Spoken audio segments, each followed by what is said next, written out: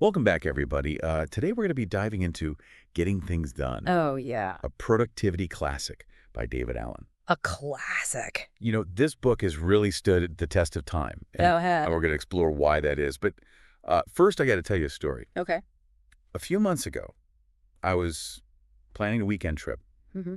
Simple enough, right? Sure. But I swear I had lists scattered everywhere on my phone, sticky notes, even scribbled on a napkin. Oh, wow. By the time I was done packing, I was more stressed than relaxed. I can see that. And it got me thinking, why does getting things done often feel so overwhelming? It's a really common feeling. Yeah. And in Getting Things Done, David Allen tackles this head on. Okay. He argues that the modern world is basically an avalanche of stuff. Stuff, yeah. And it's not just tasks. It's everything vying for our attention. Work spills into our personal lives. The digital world never sleeps, and our brains weren't designed to handle this constant influx.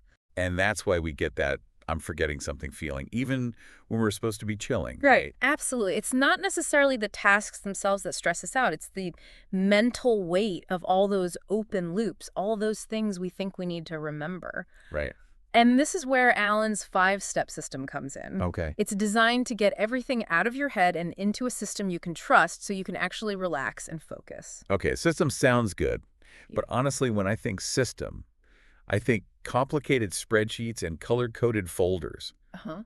Allen isn't about to make us all into productivity robots, is he? Not at all. Okay, good. Allen's system is surprisingly simple and adaptable. Okay. It's called Getting Things Done, not getting things done perfectly. Right.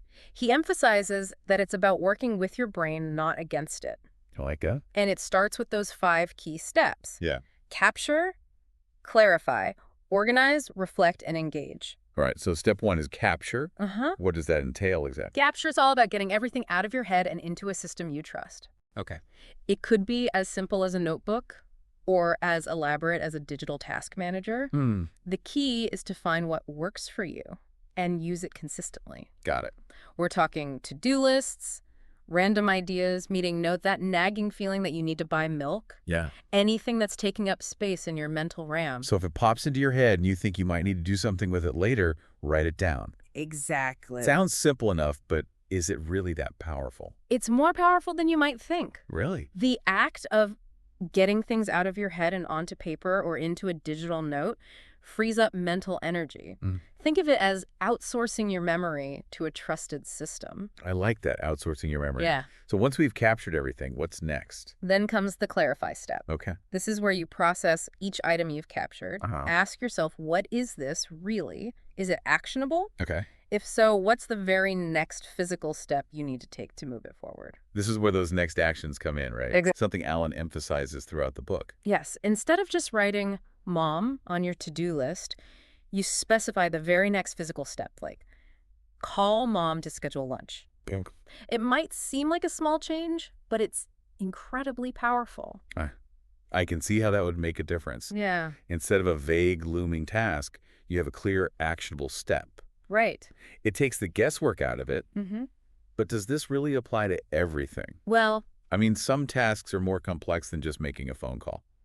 that's where the next steps in the system come in. Okay. Organize and reflect. Got it. Once you've clarified the next action, you put it where it belongs. Uh-huh. Maybe it goes on your calendar, a project-specific list, or even a waiting for list if you're waiting on someone else. Okay. And then you regularly review your system to ensure nothing falls through the cracks. So it's about having a structure that helps you track everything, but also keeping it dynamic and flexible. Exactly. It's a living system that evolves as your needs change. Right. And the final step, engage, is where you actually make choices about what to do based on your context, your available time, and your energy levels. Okay.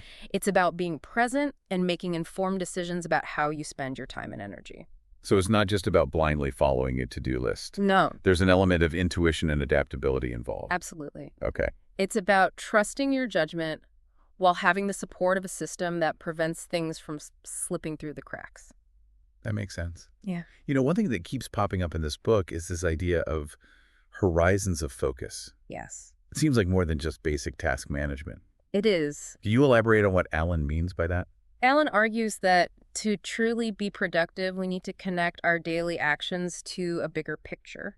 It's not just about checking things off a list. Right. It's about making progress towards what matters most to us. So it's about aligning our actions with our values and goals. Precisely. Right. And that's where the horizons of focus come in. They help us see the connection between our daily tasks and our long-term aspirations. It's like having a roadmap that helps us navigate from the day-to-day to the bigger picture. Right. This is where I think getting things done goes beyond typical productivity advice and gets into something more meaningful. Absolutely. It's about living a life that's both productive and fulfilling. All right, before we get too philosophical, let's talk about some practical tips. Okay. Say someone hasn't read the book yet. Mm-hmm. Are there any quick wins they can start implementing today? One of Alan's most effective exercises is what he calls the In-Tray Zero challenge.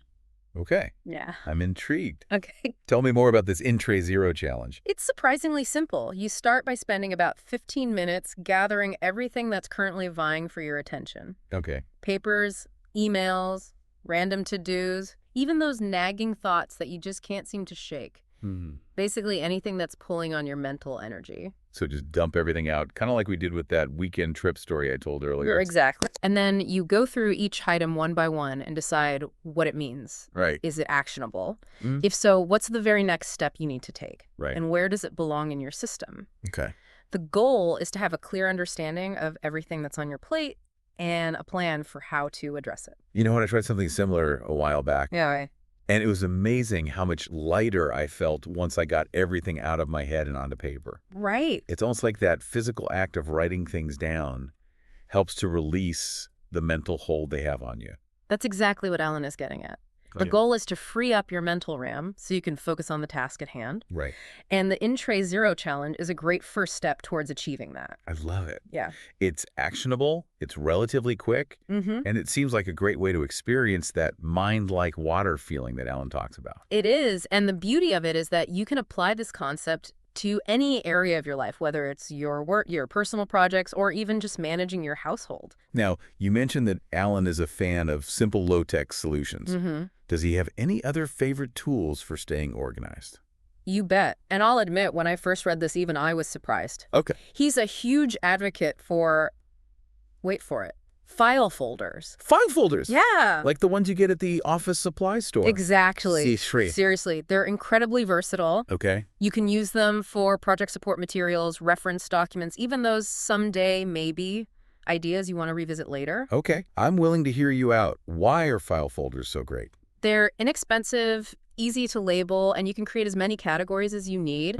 And when paired with a label maker, you can create a highly personalized and effective filing system. All right. I can see how that could be helpful, especially for physical stuff. But what about all the digital information that comes our way these days? Oh, yeah.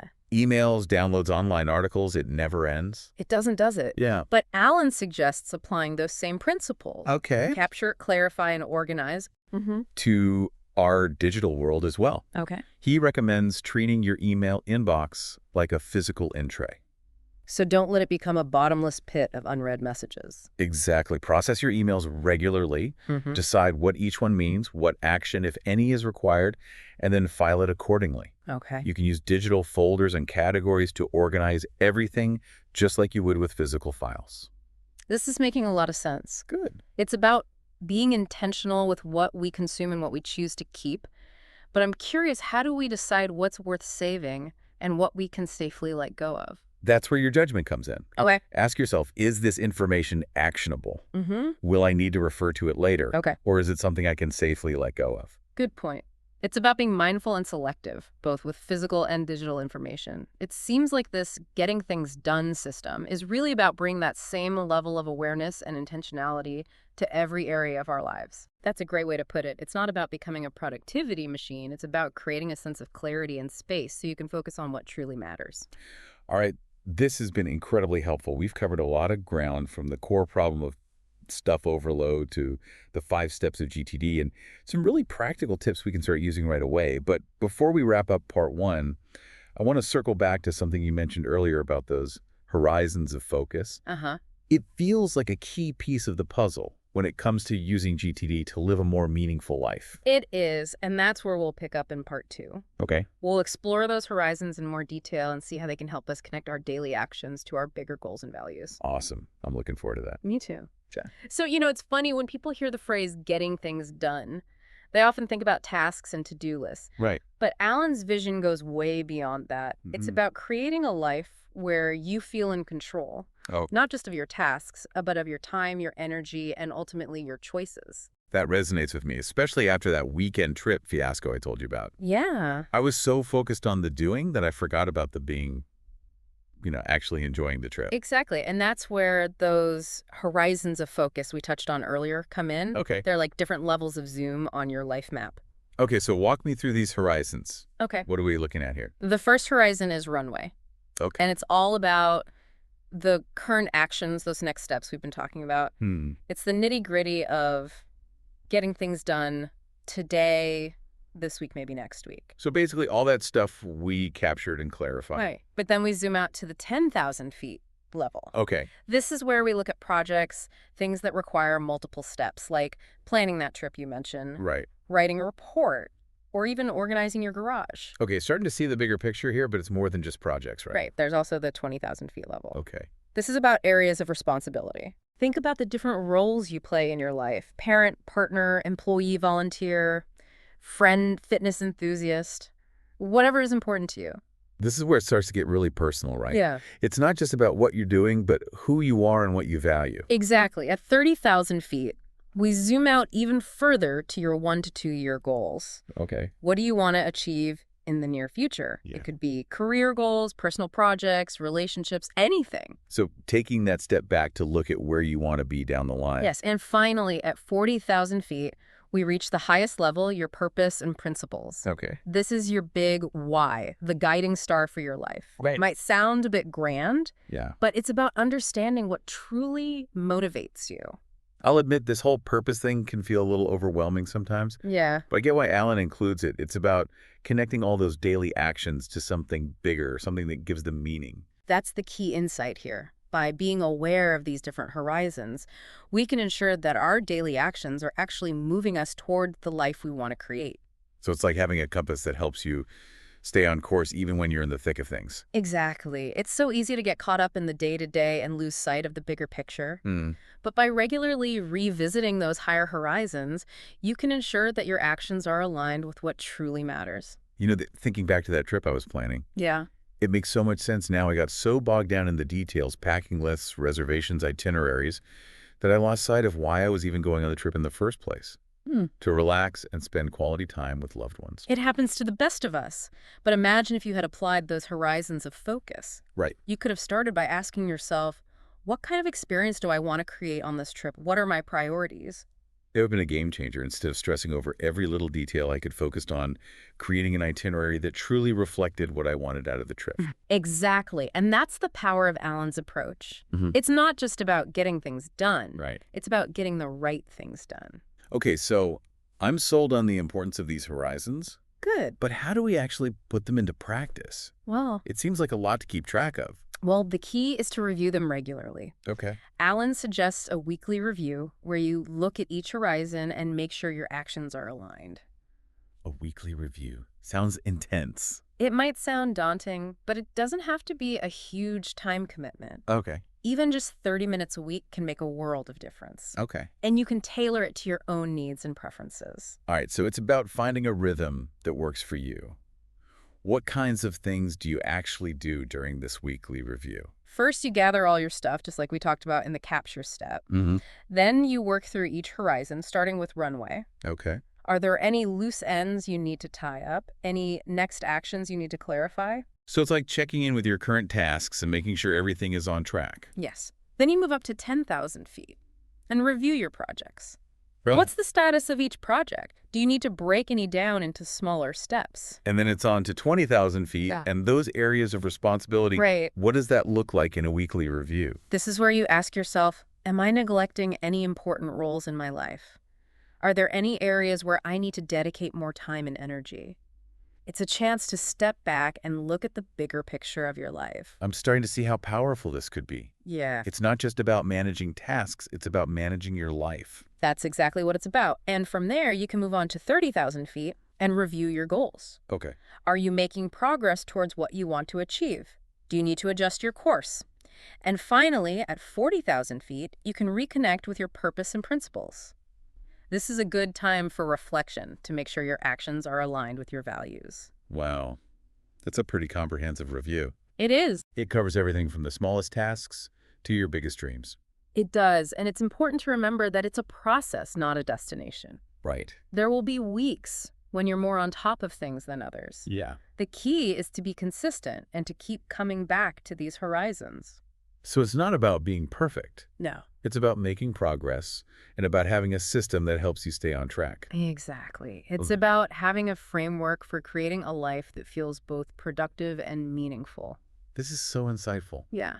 You know, one thing I've noticed about Alan's approach is his emphasis on simple, low-tech solutions. Absolutely. We talked about file folders, Right. but he also recommends tools like the Tickler file for managing reminders. I've heard of tickler files, but I'll admit I'm not quite sure how they work. It's a physical calendar system. Okay. Usually made up of 43 folders, 31 for the days of the month and 12 for the months of the year. So you basically have a folder for each day and month. Right, and if you have something you need to be reminded of on a specific date, you put a reminder in the corresponding folder. Okay. For example, if you have a bill due on the 15th, you'd put a reminder in the folder for the 15th of the current month.